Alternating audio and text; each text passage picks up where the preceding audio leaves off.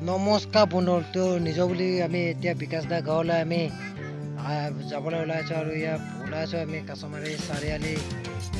কাছমাৰী বজাৰ বহি আছে বজাৰ পাইছোঁহি দেখিছে শুকুৰবাৰে বহে আৰু আপোনালোকে যদি অহা নাই আহিব পাৰিব কাছমাৰী বজাৰখনৰ পৰা আমাৰ বেছি দূৰ নহয় আৰু আমি এতিয়া গৈ আছোঁ বিকাশ দা ঘৰলৈ লেটছ গৈ আছোঁ আমি এতিয়া কাছমাৰী হস্পিটেল বুলি আছে নেদেখালোঁ কাছমাৰী এতিয়া চাৰিআলি আমি এতিয়া ঘূৰিম এইটো চাৰিআলি আমি কাছমাৰী চাৰিআলি ইয়াতে আপোনালোকে যাব পাৰিব আমাক এতিয়া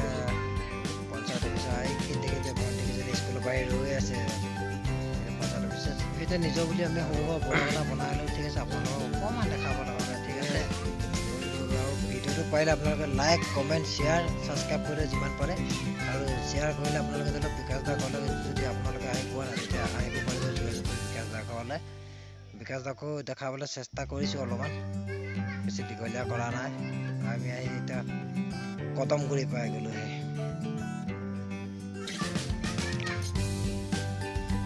আপোনালোকক যদি মোৰ চেনেল আপোনালোকে পোনপ্ৰথমবাৰ নতুনকৈ চাই আছে চেনেলটো ছাবস্ক্ৰাইব কৰি দিব আৰু লাইক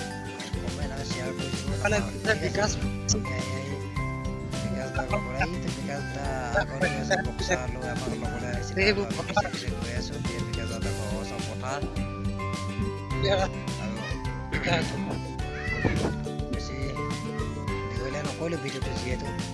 দীঘলীয়া কৰিলে অকণ আপলোড কৰিবলৈ দিগদাৰ হয় চমু কৰিলোঁ আৰু বিকাশ দাৰ লগতে মোৰ ঘৰলৈ আজি দুজন অনুৰাগী আহিছে এজন আপোনালোকে দেখিছে কাষতে বহি আছে আৰু এজন কেমেৰা